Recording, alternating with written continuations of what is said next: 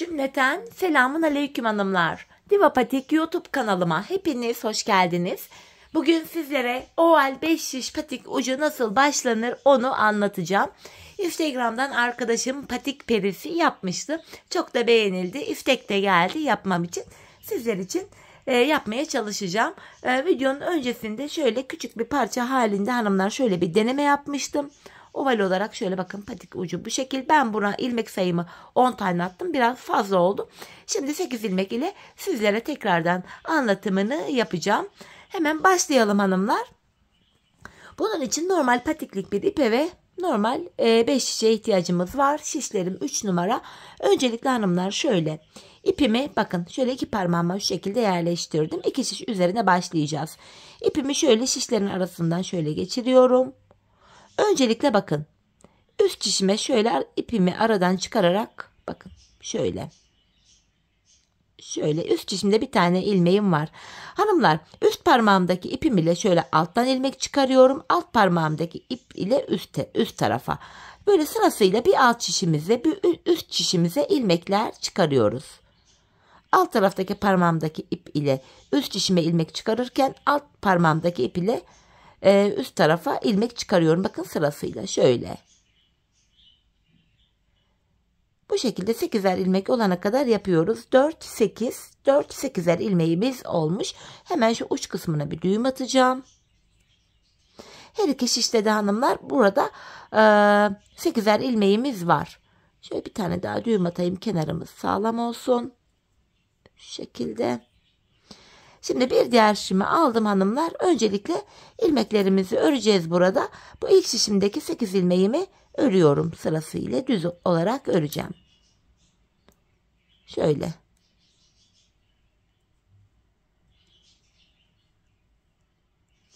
İlmeklerimi burada düz olarak ördüm.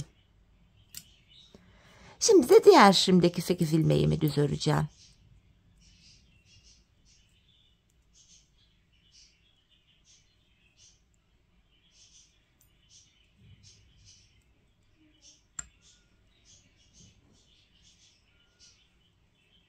Evet.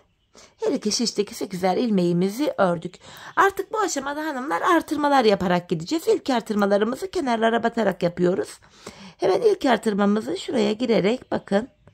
Hemen şuraya girerek aralardan girerek yapıyoruz ilk artırmalarımızı. Hemen şu araya girerek bir tane ilmek çıkartıyorum. Bunu en son ördüğüm şişime takacağım buradan aldığım ilmeği. Şöyle ilmeğimi çıkarttım. Bunu bu en son ilmeğime taktım. Şimdi aradan bir ilmek daha çıkartıyorum şu kısımdan. Hemen şu araya girerek. Buradan da şöyle bir tane ilmek çıkartıyorum. Bunu da ilk şişime takacağım. Burası düğümlü yerimiz olduğu için hanımlar. Hemen tığ yardımıyla ilmek çıkaracağım. Buradan biraz sıkı geldi. Bunu da hemen şuradaki şişimize şöyle takıyoruz. Şimdi ilk artırmaları bu kenarlardan yaptık. Bakın. Bir yandan çıkarttığım ilmeği şişime aldım. Buradaki ilmekleri sayarak örüyorum. Şu ikinci ilmeğim 3, 4, 5, 6 ilmek ördüm. Pardon buraya 5 tane ilmek ördüm. Çok özür dilerim. 5 ilmek ördüm. Şimdi diğer şişimi alıyorum. İlmekleri 4 şişe paylaştıracağız. Buradaki 4 ilmeğimi örüyorum. Şimdi de hemen şu kenardan bakın hemen şuraya girerek buradan da bir ilmek çıkarttım. Burada da 5 ilmek oldu. Şimdi bir diğer şişime geçiyorum. Buradan tekrardan hemen şu yan tarafa girerek bakın şu kenardan şuraya girerek bir ilmek de buradan çıkarttım. Şimdi sayarak gideceğim. Şu ikinci ilmeğim 3, 4, 5. 5 ilmek buraya ördüm. Şurada 5 ilmek var. Kalan 5 ilmeğimi de düz olarak örüyorum. İlk artırmaları hanımlar kenarlardan bu şekilde yaptık.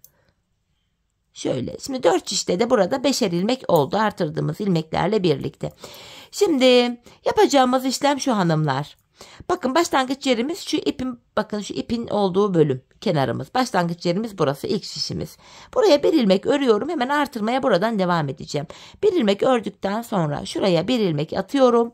Kalan 4 ilmeğimi örüyorum. Böylece burada 6 tane ilmeğimiz oldu. İkinci şişime geldim. Kenarlardan artırma yapacağız. Burada da hanımlar şu kenarda son bir ilmek kalana kadar öreceğim. İkinci şişimde.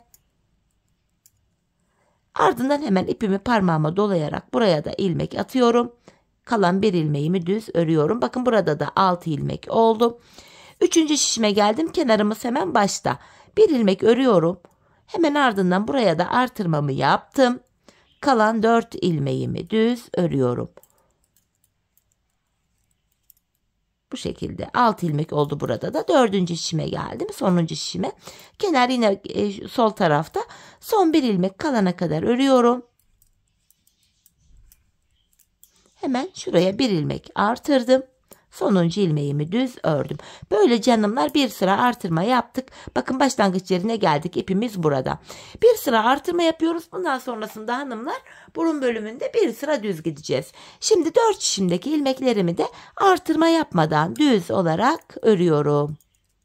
Bakın ilk şişimi ördüm. İkinci şişime geldim. Yine buradaki 6 ilmeğimi de düz örüyorum. Üçüncü şişime geldim. Buradaki 6 ilmeğimi de düz örüyorum. Dördüncü şişime geldim. Buradaki 6 ilmeğimi de düz öreceğim. Böylece bir sıra ilmekleri düz ördük. Bu patik burnunda her sırada artırma yapmıyoruz. Yoksa patik burnu hemen açılır. Hoş bir görüntü olmaz. Bir sıra artırma yapacağız. Bir sıra ilmeklerimizi düz öreceğiz. Tekrardan bir sıra ilmeklerimi düz ördüm. Yeniden artırma zamanı. Bakın başlangıç yerine geldik. İpimiz burada. Kenara bir ilmek örüyorum. Hemen bir ilmekten sonra bakın artırmamı yaptım. Kalan 5 ilmeğimi düz örüyorum. Böylece birinci şişimde 7 ilmeğim oldu. İkinci şişime geldim. Kenar sol tarafta.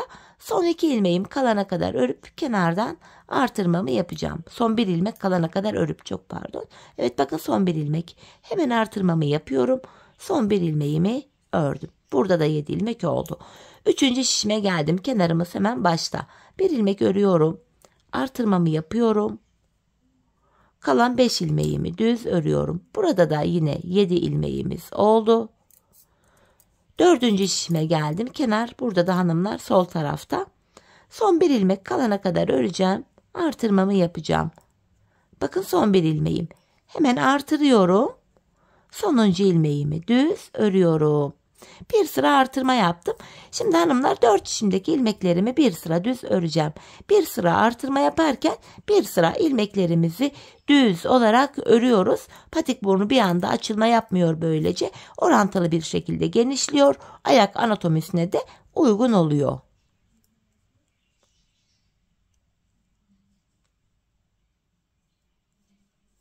Bu şekilde. Hemen 3. şişime geldim. Buradaki ilmeklerimi de yine düz örüyorum.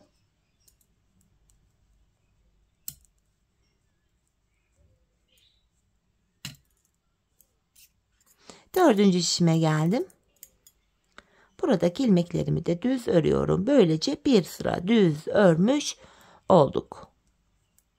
Tekrar birinci şişime geldim. Bakın başlangıç yerindeyim. İpimiz burada. Tekrardan artırma yapacağız hanımlar. Artırmayı bir kez daha yapalım birlikte. Bakın kenara bir ilmek ördüm. Hemen artırmamı yapıyorum buraya. Kalan 6 ilmeğimi düz örüyorum. Böylece birinci şişimde 8 ilmeğim oldu. İkinci şişime geldim. Kenar sol tarafta. Burada da son bir ilmek kalana kadar örüp ardından artırmamı yapacağım. Bakın son bir ilmek. Hemen artırmamı yapıyorum. Son bir ilmeğimi düz ördüm. Üçüncü şişime geliyorum. Burada da kenar hemen başta. Bir ilmek ördüm. Hemen artırmamı yapıyorum. Kalan 6 ilmeğim yine düz örülüyor. Böylece burada da 8 ilmeğim oldu. Sonuncu şişime geldim. Burada da yine kenar sol tarafta. Son bir ilmeğim kalana kadar örüyorum. Ardından hemen buraya artırmamı yapıp sonuncu ilmeğimi örüyorum. Bu şekilde 4 şişte de 8 ilmek oldu. Bakın hanımlar patik burnumuz oval bir şekilde şöyle ilerliyor. Bakın. Daha ilmek sayısı az olunca ovallik iyice belirginleşti. Bu şekilde devam edeceğiz hanımlar. Yine bir sıra ilmeklerimizi düz örelim. Bir miktar daha örelim. Şeklimiz iyice kendini göstersin. 4 şişimdeki 8'er ilmeğimi de düz öreceğim. Sonrasında tekrar artırma yapacağız. Çok şık duruyor hanımlar patik patik burnu bu şekilde. Gayet de kolay başlangıcı var gördüğünüz gibi.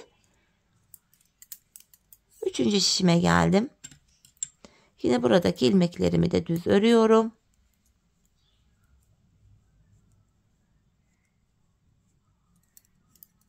Dördüncü şişime geldim. Buradaki ilmekleri tekrar düz olarak örüyorum. Tekrardan artırma yapacağız. Yine bir sıra düz ördük. Kenara bir ilmek ördükten sonra hemen artırma yapıyorum. Burada 7 ilmek kaldı. Kalan 7 ilmeğimi düz örüyorum. Böylece birinci şişimde 9 ilmeğim oldu. Her artırmada şişlerdeki ilmek sayıları da birer birer artıyor. İkinci şişime geldim. Kenar sol tarafta. Burada da yine son bir ilmeğim kalana kadar öreceğim. Ardından artırmamı yapacağım. Bakın son bir ilmek. Hemen artırmamı yapıyorum. Sonuncu ilmeğimi düz örüyorum. Üçüncü şişime geldim. Kenar hemen başta. Bir ilmek örüyorum. Hemen artırmamı yaptım. Kalan 7 ilmeğim düz örülüyor. Burada da yine 9 ilmek oldu.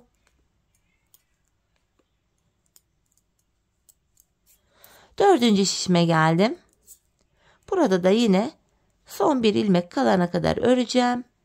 Ardından artırmamı yapacağım. Bakın son bir ilmek. Hemen artırmamı yapıyorum. Kalan bir ilmeğimi düz örüyorum. Bu şekilde hanımlar şimdi artırma yaptık. Bir sıra 4 şişteki ilmekleri düz öreceğiz. Sonraki sıra artıracağız.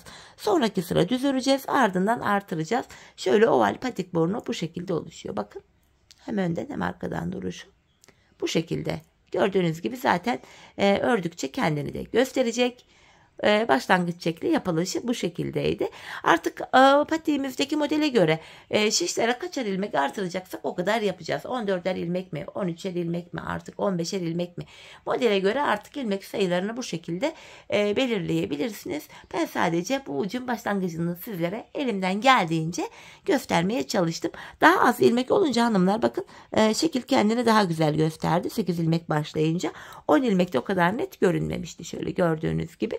Ama 8 ilmek başlayınca çok daha net göründü. Zaten ördükçe ovallik daha da belirginleşecek. İnşallah hanımlar sizlere faydalı, hoş, güzel bir video olmuştur. İnşallah faydalı olmuştur. Hani çok da talep gelmişti, çok da istek gelmişti. Arkadaşımın da iznini alarak bu tarz patik burnunu da sizlerle paylaşmak istedim.